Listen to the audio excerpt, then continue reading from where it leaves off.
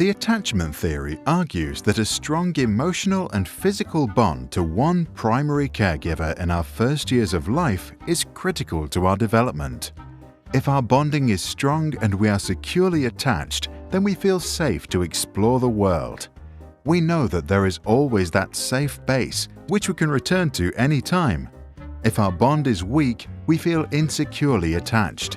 We are afraid to leave or explore a rather scary-looking world because we are not sure if we can return. People who are securely attached are said to have greater trust, can connect to others, and as a result are more successful in life. Insecurely attached people tend to mistrust others, lack social skills, and have problems forming relationships. There is one type of secure attachment, and there are three types of insecure attachments: anxious ambivalent, anxious avoidant, and anxious disorganized.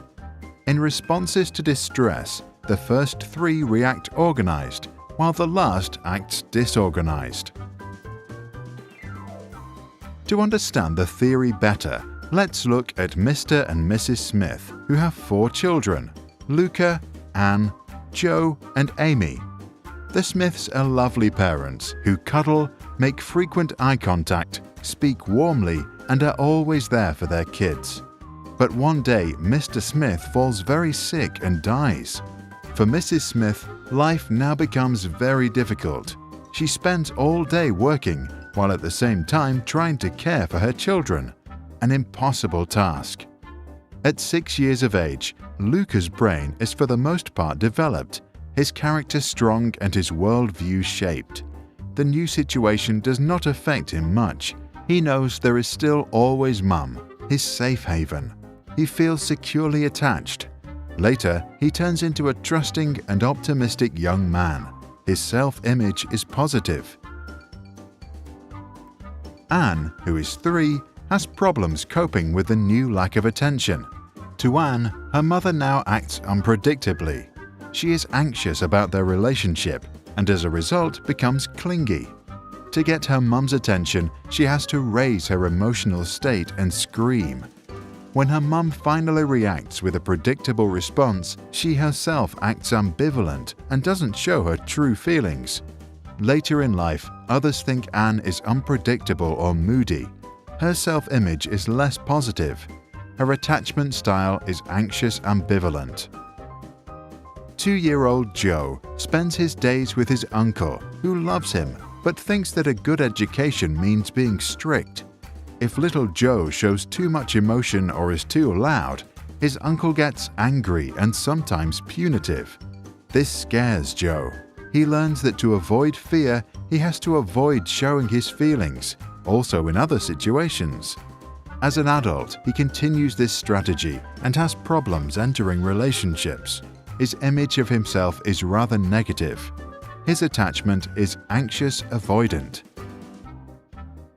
Amy, who is just 1 year old, gets sent to a nursery. The staff there is poorly trained, overworked, and often very stressed. Some are outright abusive. Amy therefore becomes anxious of the very people she seeks security from, a conflict which totally disorganizes her ideas about love and safety. As she is experiencing fear without resolution, she tries to avoid all social situations. As an adult, she thinks of herself as unworthy of love. Her self-image is very negative. Her attachment is anxious disorganized.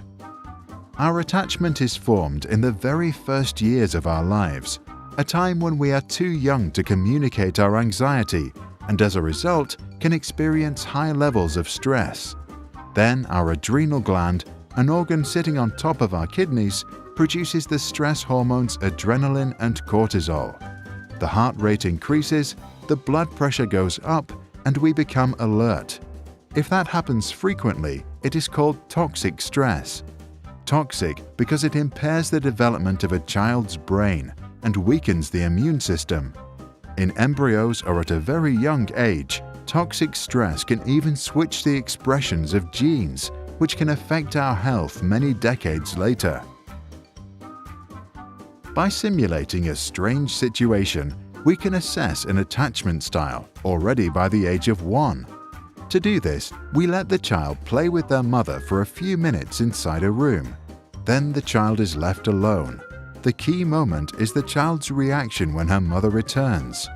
Securely attached children first usually hug their mother, then can calm down and eventually get back to playing. Insecurely attached children can be ambivalent and avoidant. Some can't stop crying or refuse to continue playing. The long-term effects of our attachment in the early years are well documented. Using the theory, researchers at Minnesota University were able to predict already at age 3 if a child would drop out of high school with 77% accuracy. In another study, undergraduates at Harvard were asked to assess how close they felt to their parents. 35 years later, they were asked about their health. 91% of those who said they had a rather broken relationship with their mother were also diagnosed with health issues, including coronary artery disease, hypertension, and alcoholism. For those that had reported a warm relationship, the figure of poor health diagnosis was just 45%. But there is another reason why the early years deserve special attention. They are the starting place for subsequent behaviors. A kid that feels securely attached at age 2 can make friends at kindergarten. Their worldview gets reinforced with every interaction, and they develop optimism. As a result, they make good relationships at school, then at college, and later at work. Highly insecurely attached children can miss out on this opportunity. Psychologist John Bowlby, a pioneer in attachment theory, allegedly said, "What cannot be communicated to the mother cannot be communicated to the self." In other words, those who feel insecurely attached might not quite understand themselves. To get to know who they are and what they feel, they might have to go way back in time.